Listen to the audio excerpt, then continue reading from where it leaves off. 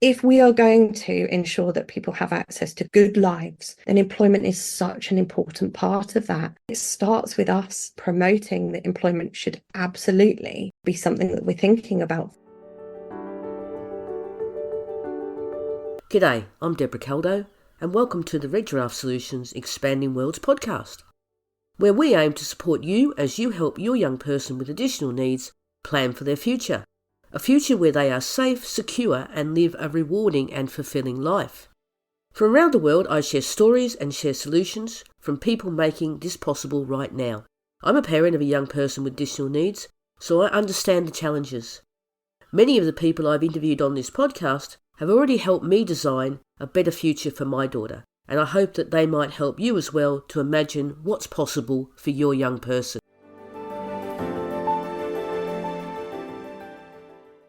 As my children have gotten older, my role in their lives has of course changed. But there remain those constants, the fact I love them unconditionally, and my desire for them to be happy in their lives. Of course, happiness is a pretty abstract idea, but I've always believed that for my youngest daughter, her happiness will in part be built on having a purpose, and the role that we as families play in helping our young people find their purpose is really brought into focus in this second part of my conversation with Laura Davis from BASE. Especially as one of the issues she also talks about is that schools do not always provide that bridge between school and work that often our young people really need. And although Laura also talks about the wider changes needed to enable more of our young people to reach for their aspirations, it does start with us and the messages we give them every day. So let's hear more from Laura about how we can support our young people.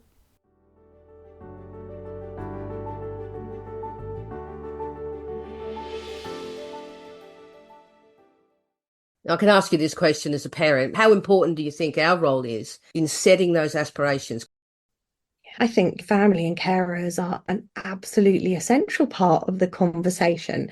And I completely get from a parent's perspective, like the system feels like it's built against you.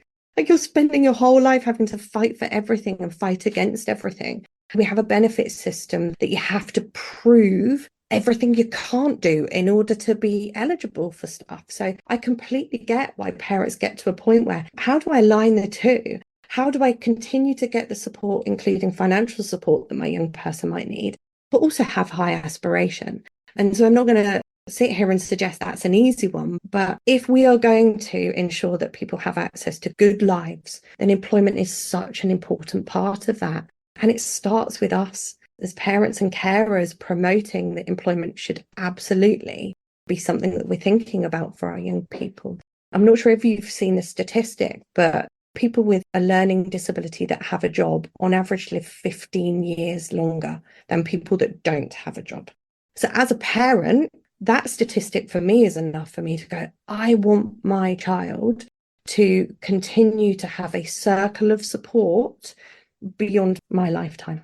I want her to be able to have friends that are looking out for her. I know that she now has a network of people, so she works 1 day a week. She has a network of people that are also looking out for her. And if something was going on, that she was being manipulated or taken advantage of in any way, she has other people other than me that are now looking out for her. I think it's just absolutely essential that as parents, we make sure that the system doesn't drag us down and prevent us from dreaming big for our young people, because it all starts with that big dream. The dream that you have when you're little might not be where you eventually get to. What I wanted to be when I was little isn't where I am now, but it shouldn't mean that we don't start with that position. When you talk about fear, and I totally get that, I think that's the fear that overrides not just the monetary issues as well, but the fear of what might happen, because a workplace can be quite a challenging environment. Yeah, absolutely. I think it's a fear of acceptance. I think a fear of failure, but we all fail at stuff sometimes. I certainly have. I've not succeeded in everything I do in my life. It's then what we do with that. I think for families, actually building again that network of support around you and engaging with an organisation like a supported employment service, you then know that not only are they going to be getting to know your child really well through vocational profiling, they're going to be getting to know the employer really well through job analysis. They're then going to be matching the two together. So this isn't about just bunging people into any old job. This is about matching people into a job that not only they can do in terms of their strengths and they're going to flourish, but actually culturally is going to work for them as well. So making sure that those right systems are in place so that people are protected as best as you can. But there may be conflicts in the workplace. But again, let's not underestimate how amazing people are at managing those things. And they might need a little bit of support to navigate it. But I think we sometimes worry that our young people are going to break a lot quicker than they are. And my daughter shows me that all of the time, that things that I think she might struggle with. And you give her the opportunity, and she just shows you time and time again what is possible and what she's capable of. So again, I would just really urge families to not let our fears about what might be possible impact and influence our young people's perception of what they can achieve. And knowing that if things come up, you'll work through it. Because families of young disabled and neurodivergent people, we've had to pick up the pieces and make things work. And you'll do exactly the same thing if somebody goes into work and they need some extra support.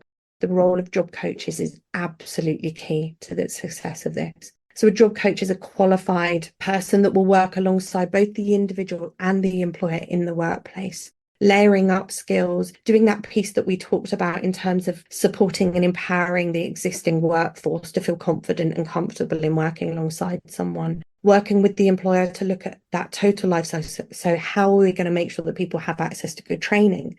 How are we going to think about making sure that people integrate at lunchtime? What do I do when everyone else is bringing in biscuits on a Wednesday? Then we'll support somebody to know how they make sure that they're part of that kind of new system. And the job coach will then provide that security or that little bit of extra security to the individual, to the employer, but also to families to make sure that support is in place. But then withdrawing that support so that it doesn't become about anybody else other than the person whose job it actually is. You're talking there about the role that we can play as parents, but how important then is school? Because they spend an awful lot of time at school. How do schools need to change? Do they need to change the way they think about transition for young people with additional needs and where they might go? Absolutely. Schools are completely pivotal in terms of the outcomes for young people. I think there's a number of different things that schools can do. Absolutely, in terms of raising aspirations. So making sure they're having conversations with people about the job that they want to do is a really good start. Building a curriculum that is all about how do you support somebody to have a good life at the end of it. So making sure that curriculum looks at employment as being a really important outcome from school. The purpose of school is about preparing young people for the next part of their journey. And employment is a presumption for everybody else. So it should be a presumption within school that you are preparing those young people.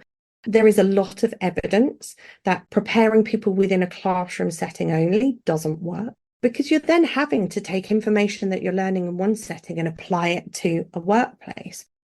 Schools build the network so that they can start supporting young people to get out into the workplace. Start thinking about setting up supported internships, for example.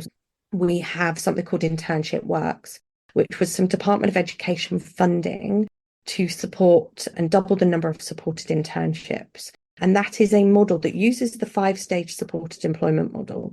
But for young people with an education healthcare plan, instead of spending that last year of school or college in a college or school environment, learning the principles of work, they spend that last year immersed in a workplace where they get to try at least 2 different things. They layer up their skills. They develop all of those social kind of understanding around how the world of work works. And then the idea at the end of it is that you get a paid job. And on average, 70% of people that go through a supported internship have access to a paid job at the end of it. So I think the more that education can build those employment-focused programs into their curriculum, the faster we're going to see change in terms of employment outcomes for disabled and neurodivergent people. So I finish up really by saying what next. And I guess in that situation, I'm really talking about you've got all these social changes that need to happen. And obviously, you're working on that. Your members are working on that. And lots of employers, you've mentioned, are working on that. But are there policy changes? Are there things that need to change within the structure of the support I guess I'm thinking monetary support in some ways that need to change to make this all move a bit quicker, because everybody that listens to this podcast will know what the absolute dire figures. What needs to change? There's lots of things that need to change, but some of the recommendations that we would make are around actually bringing in some join up across organisations so that we have a strategic plan around how we are going to support disabled and neurodivergent people into work, rather than making it one governmental department's responsibility. And one of the ways we think we can do that is making it a statutory right that people have access to paid employment.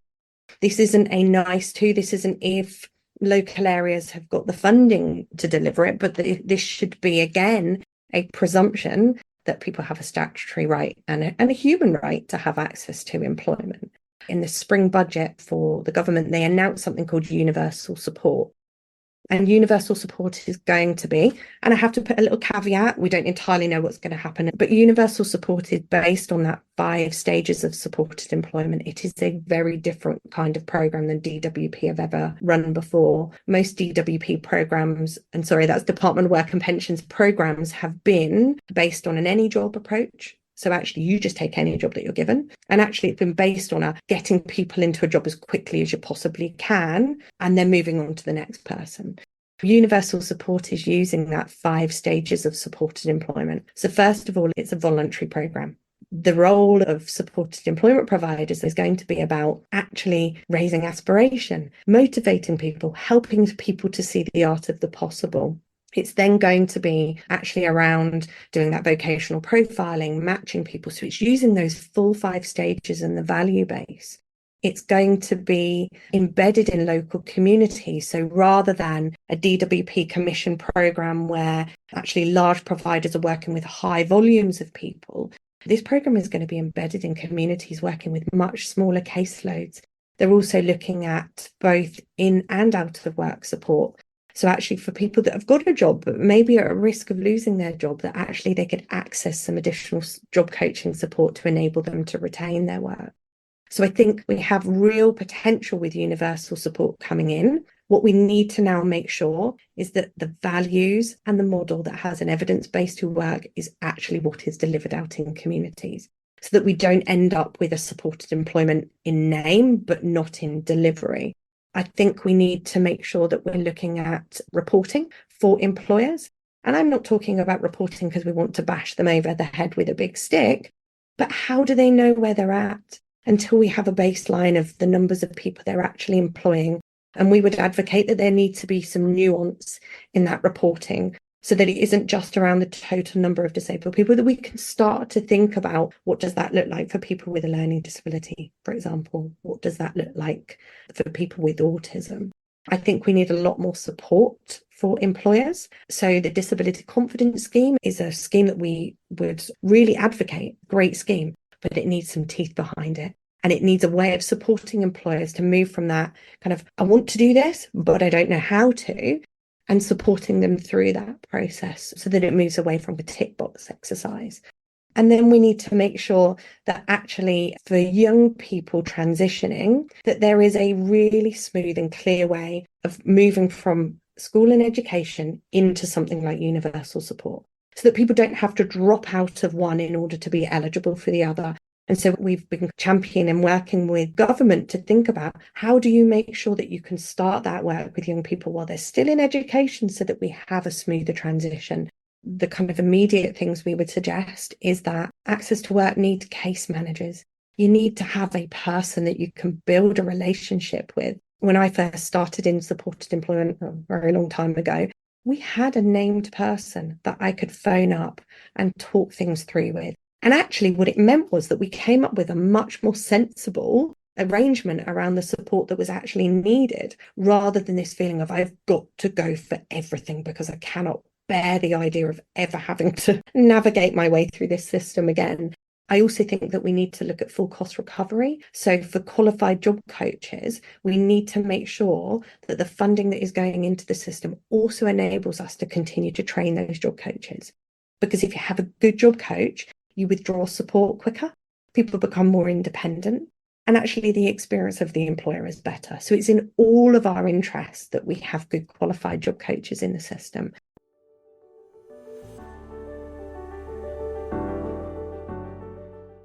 If you haven't already checked out the BASE website, links are in the show notes.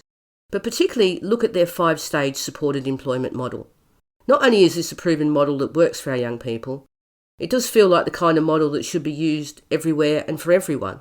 We spend a lot of our time at work, so it makes sense that we also spend time making sure that we get it right.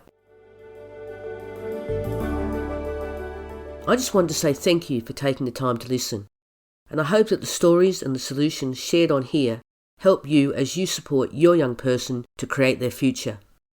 And if you know anyone who would find the ideas useful, please share the podcast with them.